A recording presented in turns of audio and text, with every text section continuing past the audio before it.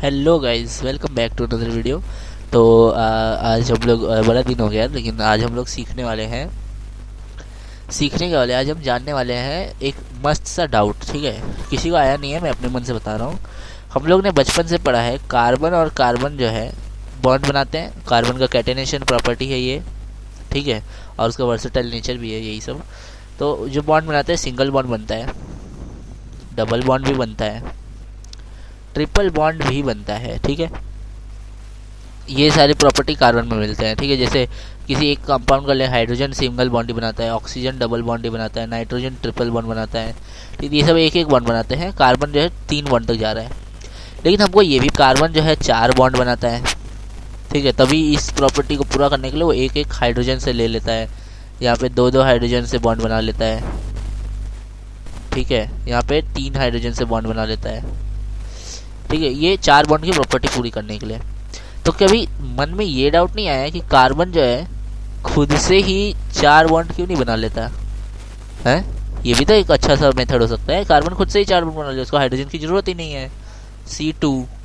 ठीक है, ऐसा डाउट नहीं आया कभी? कभी ये हमने पढ़ा भी नहीं है, ना इसका कभी नाम पढ़ा है, ना कभी कुछ। तो आज मैं यही बताने वाला हूँ कि कार्बन खुद से 4 बॉन्ड क्यों नहीं बना लेता, और अगर बनाता भी है तो कब बनाता है, कैसे बनाता है, इसी को आज हम सीखने वाले हैं। तो चलो सीखते हैं। तो चलो आओ, देखो कार्बन का सबसे पहले मैं देखूंगा, कोई भी चीज़ केमिस्ट्री में अगर समझनी है तो उसका इलेक्ट्रॉनिक कॉन्फ़िगरेशन समझना पड़ता है पहले, क्योंकि हर एक बिहेवियर जो है एटम और इलेक्ट्रॉन्स का ही बिहेवियर होता है। तो कार्बन का जो इलेक्ट्रॉनिक कॉन्फ़िगरेशन है 1s2, 2s2, 2p2। ठीक है, ये 11th-12th के बच्चों के लिए। अगर तुम 10th में हो तो ऐसा समझो कि सेल वाइज तुमने पढ़ा होगा ना, K, L, M और N। तो फर्स्ट सेल में होते हैं इसके 2 और दूसरे सेल में होते हैं इसके 4 इलेक्ट्रॉन्स। ठीक है, और चारों के चारों यहाँ पे अनपेयर्ड है, मतलब यहाँ ऐसे तो देखें तो ये रहा S और ये रहा P ऑर्बिटल। इसमें 2 है, इसमें 1 और 2 है, लेकिन अपने एक्साइटेड स्टेट में ये 1, 2, 3 और 4 बॉन्ड बना लेता है। ठीक है, एक्साइटेड स्टेट में 4 बॉन्ड। कार्बन अपने ग्राउंड स्टेट में 2 ही बॉन्ड बनाता है, इतना पता होना चाहिए, है ना। तो एक्साइटेड स्टेट में कार्बन 4 बॉन्ड बना रहा है। ठीक है, क्योंकि चारों अनपेयर्ड है ना, वो समझते हो ना। मतलब चलो इसका भी एक एक्सप्लेनेशन देता हूँ मैं, बढ़िया है इसको। जो इलेक्ट्रॉन होता है जब वो घूमता है तो वो वेव नेचर में घूमता है, मतलब उसका जो वेलोसिटी है वो कुछ ऐसा हो जाता है। डी ब्रॉगली ने समझाया था इसको कि वो वेव एक कंप्लीट वेव में घूमता है, इसी के लिए उस सेल में घूमता है वो। अगर इससे थोड़ा सा छोटा होगा तो मान लो ऐसे आया, लेकिन उसका यहाँ पे वेव पूरा ना हो तो इलेक्ट्रॉन उसमें नहीं घूमेगा, उसमें उसको एनर्जी लॉस करनी पड़ेगी। डी ब्रॉगली ने बोला था ना, एनर्जी लॉस नहीं करता क्योंकि वो एक कंप्लीट वेव मोशन में घूमता है। तो अगर एक इलेक्ट्रॉन ऐसे ऐसे ऐसे ऐसे ऐसे ऐसे करके घूम रहा है एक कंप्लीट वेव में, ठीक है, एक ऑर्बिटल में, ठीक है, उसके एक तरफ के मोशन से जो एटम है वो अनस्टेबल हो जाता है। इसी के लिए उसको दूसरा एक एटम चाहिए होता है जो उसके उल्टे डायरेक्शन में सेम एम्पलीट्यूड के वेव से घूमे। और जब ये ऐसा होता है तो इससे बनते हैं 2 ऑपोजिट वेव से बनते हैं स्टैंडिंग वेव। वैसे हम बहुत आगे चले गए अपने टॉपिक से, लेकिन चलो ठीक है, स्टैंडिंग वेव इससे बनता है, ऐसे opposite motions of 2 particle wave nature में। ठीक है, और इससे जो है स्टेबिलिटी बढ़ जाती है कंपाउंड की। इसी के लिए हम मानते हैं कि ये जो पैरामैग्नेटिक है ये अनस्टेबल है। पैरामैग्नेटिज्म अनस्टेबल है, और इसी के लिए डायामैग्नेटिज्म जो है स्टेबल हो जाता है। अगर इसको डायामैग्नेटिज्म कर दें तो वो स्टेबल हो जाएगा। ठीक है, स्टैंडिंग वेव के बनने के कारण। ठीक है, वैसे हम बहुत आगे चले गए, हम अपने टॉपिक पे वापस आते हैं। ये बहुत ख़तरनाक चीज़ें हैं। ठीक है, तो मतलब वो जो समझते हैं ना कि ये अनस्टेबल क्यों है पैरामैग्नेटिज्म, मैंने बस उसका एक एक्सप्लेनेशन दिया। इसके ऊपर अलग से वीडियो बनाई जा सकती है। ठीक है, अच्छे से डी ब्रॉगली ने क्या समझाया था, कैसे समझाया था। हम टॉपिक पे वापस रहते हैं, तो हम अपने टॉपिक पे ही वापस रहते हैं, ज़्यादा आगे नहीं जाते हैं उस मेथड में। ठीक है, तो ये 4 बॉन्ड कार्बन बना रहा है। ठीक है, चारों अनपेयर्ड इलेक्ट्रॉन को स्टेबल करने के लिए। ठीक है, तो कार्बन ये बना लिया।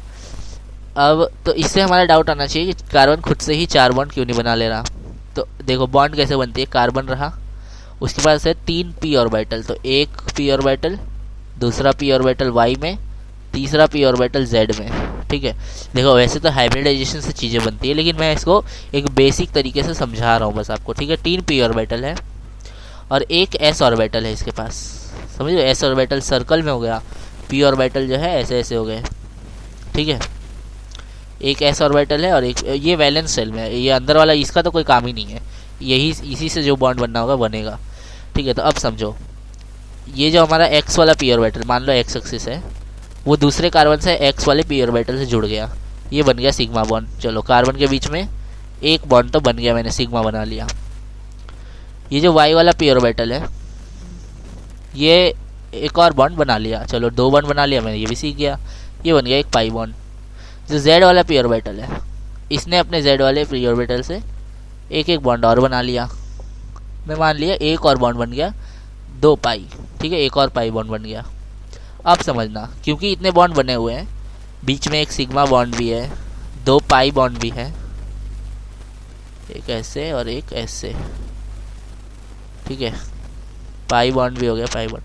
अब अगर एस ऑर्बिटल की, बल्कि एस ऑर्बिटल और छोटा होगा पी ऑर्बिटल से, उसको अगर बॉन्ड बनाना है तो उनको और पास आना पड़ेगा ऐसे करने के लिए, है ना, ओवरलैप करने के लिए, बॉन्ड बनाने के लिए। लेकिन उसकी वजह से, और वहाँ पे पी ऑर्बिटल भी है, ये लो पी ऑर्बिटल के भी इलेक्ट्रॉन यहीं पे, एस ऑर्बिटल के भी इलेक्ट्रॉन यहीं पे, इतना ज़्यादा रिपल्सन होगा ना यहाँ पे इलेक्ट्रॉन्स का कि ये बॉन्ड बन ही नहीं पाएगा, बनते ही टूट जाएगा। समझ रहे हो, इतना मतलब इतना ज़्यादा रिपल्सन होगा। सोचिए पी ऑर्बिटल के इलेक्ट्रॉन, एक तो पी ऑर्बिटल को जितना ओवरलैप करना था वो सिग्मा बॉन्ड बना के ओवरलैप कर चुका है, एस ऑर्बिटल को ओवरलैप करवाने के लिए हम और इसको पास ला रहे हैं एक दूसरे के। तो पहली चीज़ तो पी ऑर्बिटल हद से ज़्यादा ओवरलैप कर लिया, ऐसे ही रिपल्सन है। ऊपर से एस ऑर्बिटल के इलेक्ट्रॉन्स और आ गए उसमें, इतना ज़्यादा रिपल्सन होगा, ये बॉन्ड बन ही नहीं सकता। लेकिन फिर अब तुम्हारा सवाल ये आ गया क्वेश्चन कि कार्बन 4 बॉन्ड कार्बन क्यों नहीं बनाता है। कभी स्कूलों में, मतलब स्कूल में हमने नहीं बोल रहा, कभी कहीं पे नहीं पढ़ाया जाता, इस चीज़ को नहीं बताया जाता है। 11 12 जेई में बताया जाता है ऑब्वियसली, ठीक है, लेकिन स्कूलों में ये सब बताना चाहिए यार, 10वीं लेवल पे भी इस चीज़ों को समझाना चाहिए। भले ये ऑर्बिटल से ना सही, लेकिन इलेक्ट्रॉन के रिपल्सन से कुछ करके समझाना चाहिए। ये हो गई बात। तो अब तुम लोग बोलोगे, मैंने बोला कार्बन 4 बॉन्ड कार्बन पॉसिबल ही नहीं है, क्यों? क्योंकि रिपल्सन ज़्यादा होता है। पॉसिबल ही नहीं है, क्यों? क्योंकि रिपल्सन बहुत ज़्यादा होता है।